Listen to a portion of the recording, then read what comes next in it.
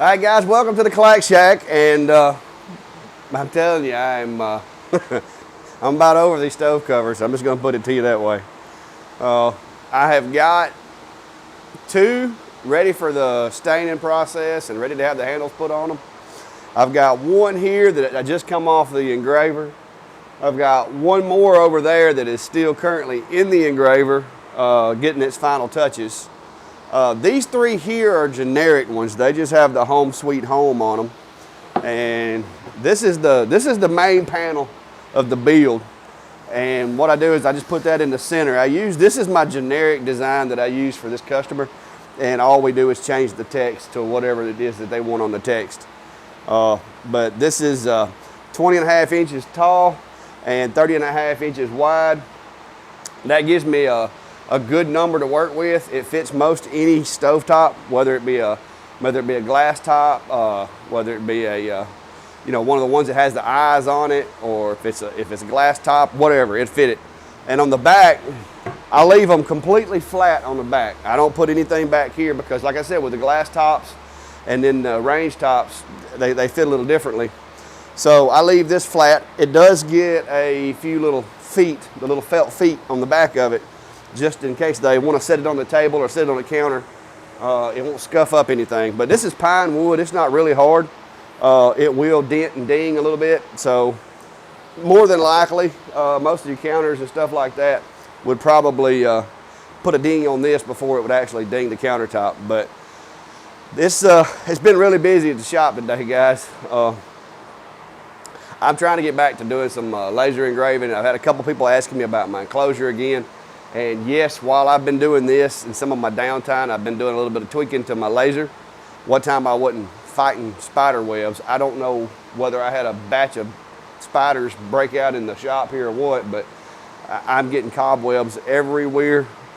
Fluffy's running around with cobwebs stuck to her. It's just, it's been a bit of a busy few days. I did try to do a little bit of cleaning, but guys, for those of you that hadn't figured it out yet, this isn't I'm not like some of these channels where this is a studio and I just make videos and don't ever do any woodwork. I make stuff and I do work out here every single day.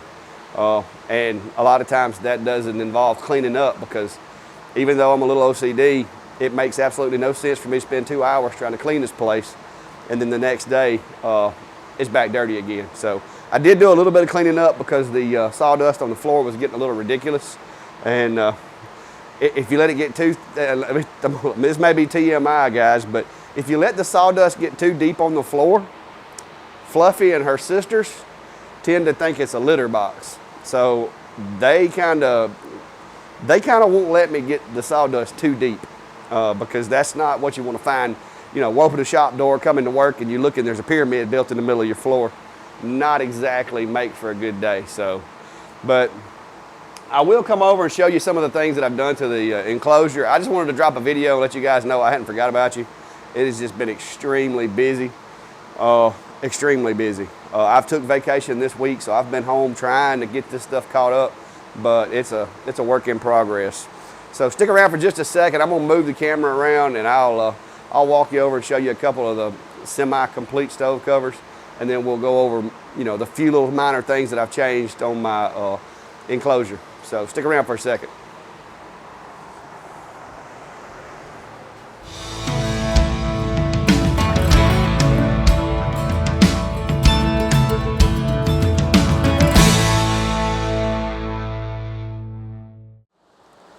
All right, guys, I'm behind the camera so I can show you, but I've got this sawhorse set up right here, and the purpose of this is got a couple of thin boards laid on the sawhorses. That's just gonna give me a staging area to stage these things. Because when I break out the stain and put on the gloves, my plan is to stain all 4 of these that I currently have going together at the same time.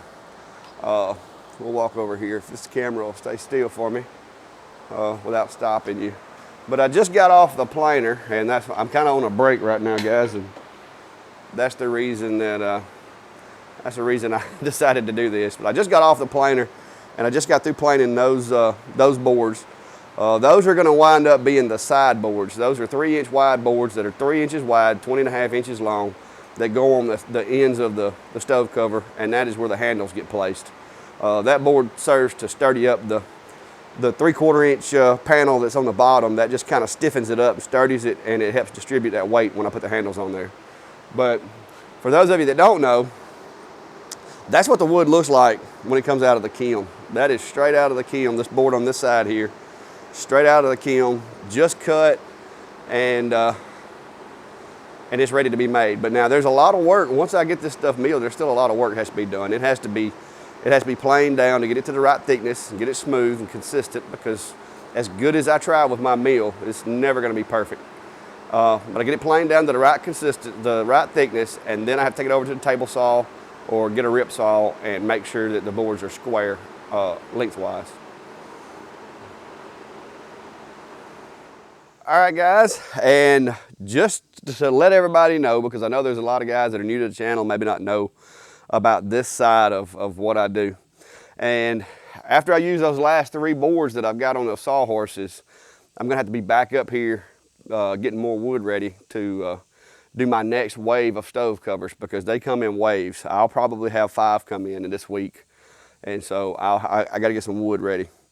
But in order to have this rustic wood that everybody likes, and it has the little burrows in it, it has the little holes, dents, dings, the imperfections, it has the discolorations in places. And the way you accomplish that is there's little bugs that live in these things when they're laying here like this. And you basically just let the bugs do what bugs do for a few days. And once I mill this up and put it in the kiln, I'll heat it up to about 140 degrees. And it is in 15% relative humidity at 140 degrees. Very few things can live in that environment for very long that get in these trees. And so once I get this milled and get it dried, that's when it comes into the shop and we make stove covers out of it. But I just thought I'd show you, this is the mill. This is where the wood, people are asking me, where do I get that wood, and where do you find wood that thickness and that, rustic wood? This is where I get it. So just want to pass that on to you too while we were on the topic. All right, guys, back down at the shack, and this is what that wood will end up being, like we discussed earlier. It's a process, and that's why when people ask me, how much you charge for your stove covers, they're $100 a pop, but there's a lot of work goes into these things. And so from the time I get the log until the time it leaves here, I put a lot of work and a lot of love into these things. So, but I've got the little Sculpfun cover here. I have found that it is very, very useful for this type of application, because once I clamp my jig on here, I've got a jig made that holds my X tool in the center, because I've got it to where it lines up with the square. I clamp that jig using these clamps. I clamp it to the stove cover, and then I just lock that X tool in there. I've got a file set up that I load that file, make any changes to the text that need to be made, and I send it to it. I was wondering what I was going to use this thing for when I got it, but it has been phenomenal for this. And I've got some other things that I've got to do where I'm going to be engraving ammo cans and stuff like that I'm going to have to lift up, that's not going to be able to do inside the enclosure. And this thing is really handy for that. So I'll drop a link in the description if you're interested, or if you have similar projects going and you might want one of these for just for a temporary shelter when you're outside of your normal enclosure, because it actually has proven to be quite useful for that.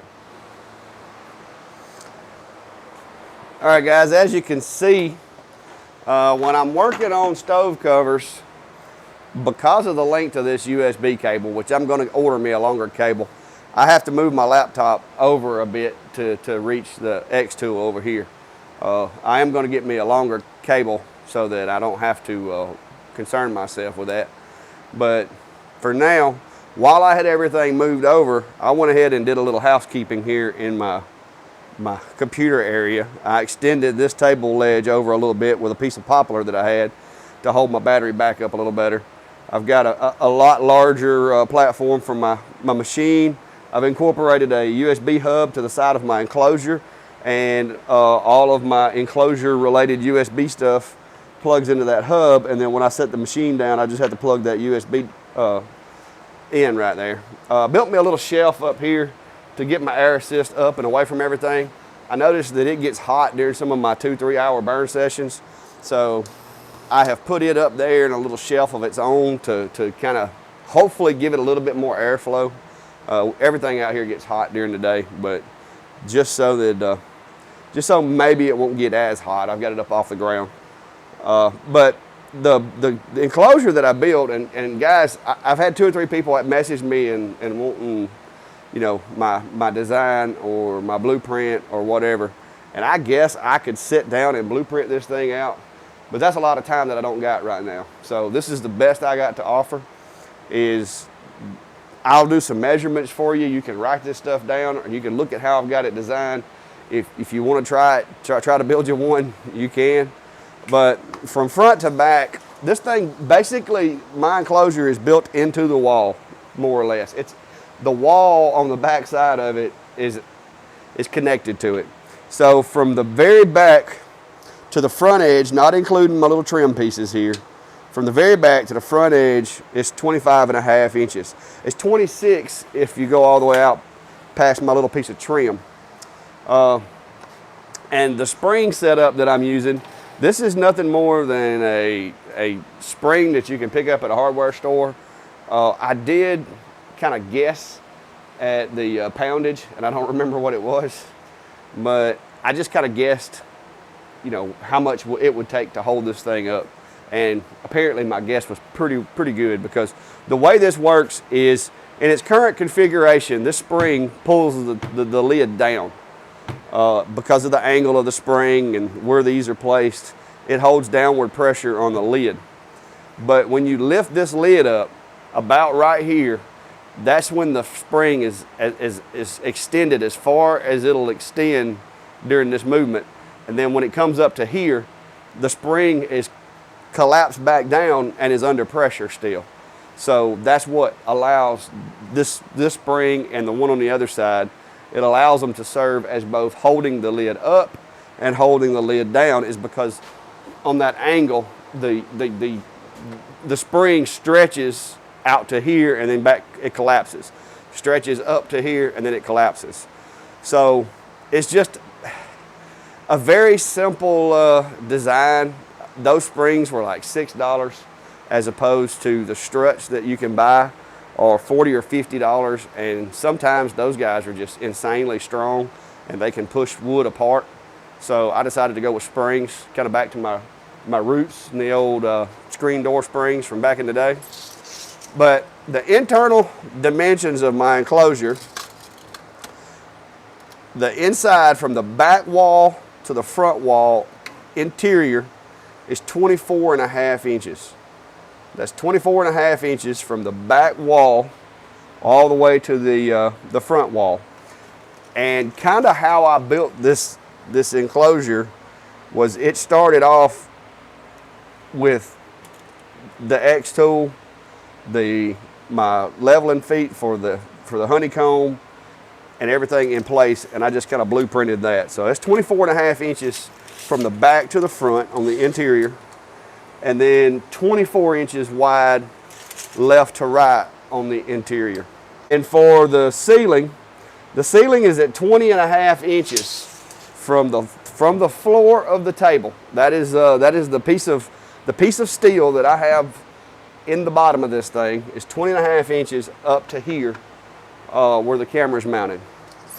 Now, above the work bed here, my camera is roughly 19 inches to the lens.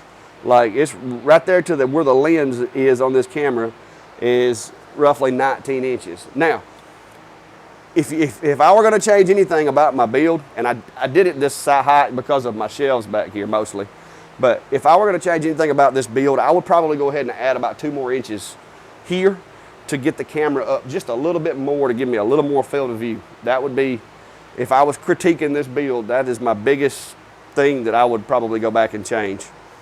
My little tray here on the bottom, that only comes up 7 inches. And I'm going to be honest with you guys, the reason this comes up 7 inches is because when I was looking for scrap material to do this with, I had a 7-inch board laying around. That's why that's 7 inches. No rhyme or reason, really. I will tell you that this little lip is high enough that it protects you from bumping the button on the top of the X tool. So that's a plus. It also gets everything up high enough to where even with the legs on, it works.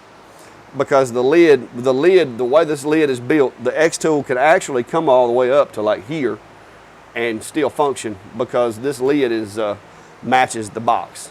The interior dimensions of the lid is pretty much the same as the rest of the box. I do have this little board right here that sticks out an extra inch on the inside, but by the time when you close the lid, the interior of the lid is even with the back edge of this, the way I built it. But really, that's the gist of it, guys. I mean, it's nothing fancy, it's nothing special. That's a bunch of scrap wood. I did put me some little board and batten on there too. I forgot about that. Hang on, I'll move you around where you can see. But you know, board and batten's kind of my thing. So what I did yesterday while I was working on some other projects, and the laser wasn't in here, so I could actually do a little work, is I cut me some little strips right here, 3/4 of an inch wide, 1/4 of an inch thick. Put some glue on them. Now that the wood has had time to acclimate and the humidity has leveled off in the wood, because it was in my milling shop, and the humidity there is a little different, a little higher than it is here inside the shack. So I had to give it a week or two to let it kind of like level out, I guess you could say. And so now I've put my strips on there to cover the cracks, so it's a little more, a little less drafty, and there's less chance of any light coming from it and getting out into the room. But the spring system is the same as what is on the other side. Like I said, and spider webs, man, I don't know where I'm getting these spiders. I keep spraying, I spray, but spiders just keep finding this place. But the spring holds tension on the down, and when you pull it up, the spring holds tension on the up. So it's a fairly simple design. I use regular barn door hinges on the top. I think they're 3-inch strap hinges. There's only 2 of them because the door's not all that heavy. It may look it, but this pine's not really heavy. So, but that's a walk around of it, guys. All right, this guy's done. So while y'all are still here, I'm going to show you the benefit of this thing is it doesn't weigh a whole lot, and I've gotten to where I just pull that off, and I've got it a little assigned spot right over here in the corner out of the way, and that lets me get back to my machine. And once the burn is done, I cut off the X tool, and I have to remove the cables, of course, because I don't want to be snatching on my cables and mess my machine up. Once I remove the cables, the X tool lifts out of the jig, and I can move it over here out of the way. Set it down for a moment. And then all I got to do is loosen these 2 clamps that hold my jig on there. And that's what the jig looks like, guys. I mean, it's simple. I slide this thing up against the stove cover. I've got a little piece of wood that I glued in here, basically to just act as a gauge. And when that piece of wood is up against the edge of that stove cover, that centers my X tool, because the X tool legs go in these 2 holes. So once I pull that on there and I get it where I need it to go, coincidentally, this wood is the same thickness as my stove covers. And so I just put those clamps on there to clamp this to it, just to hold it in place while I do the burn. And then once I get through with that, I take it off. So I just kind of lay that to the side there, and voila, we got another stove cover. That's one more. So I definitely got to quit making videos and get back to work, guys, because I'm never going to get caught up if I don't stay motivated and stay after it. But I wanted to go take a lunch break and figured I'd throw a quick video together, and I'm going to eat a sandwich while I work on this video. And that gives me an excuse to stay in the air conditioning for a little while. So, but that's it, guys. That's what's going on out here. I hope the ones of you that were interested in my enclosure, I hope that helps you out. I'm still trying to decide if I want to try to paint this thing. I am a terrible painter. My artistic expression is not with a brush. It's with a saw.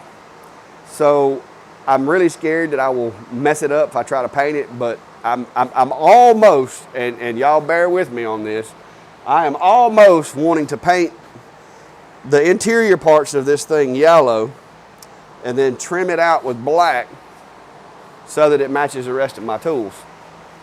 But I really like the look of natural wood, so I've also thought about just staining it. But let me know what you think. I mean, do you think I need to paint it? Do you think I need to leave it alone? Should I just stain it? Should I just seal it? I'm torn. I really think it would look cool, and I haven't seen another black and yellow enclosure, so I think that would look cool. And maybe I could even put some DeWalt stickers on it or something. I mean, that would be awesome, I think. But I don't want to overplay the black and yellow theme that I got going on in here. So, I mean, I could even put the Gadsden flag on here and do it black and yellow. That would work too. But anyway, let me know what you think.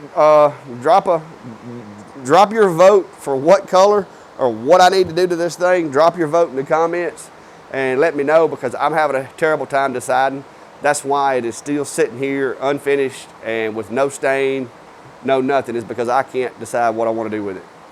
But thanks for stopping by, guys, and stay safe. If you have any questions or comments or anything you want to see in a video, like I said, feel free to send me a message. I had a lot of guys message me about the stove covers and where the wood comes from, how thick it is, where I buy it, and then I had a lot of other comments about the enclosure and want a little more information on that. So I'm trying to get two birds with one stone with this video, because I just wanted to fit it in my schedule today. And like I said, it's going to be a busy day trying to get this stuff turned out where I can get a little bit of money in the bank. So appreciate you stopping by, and have a good day.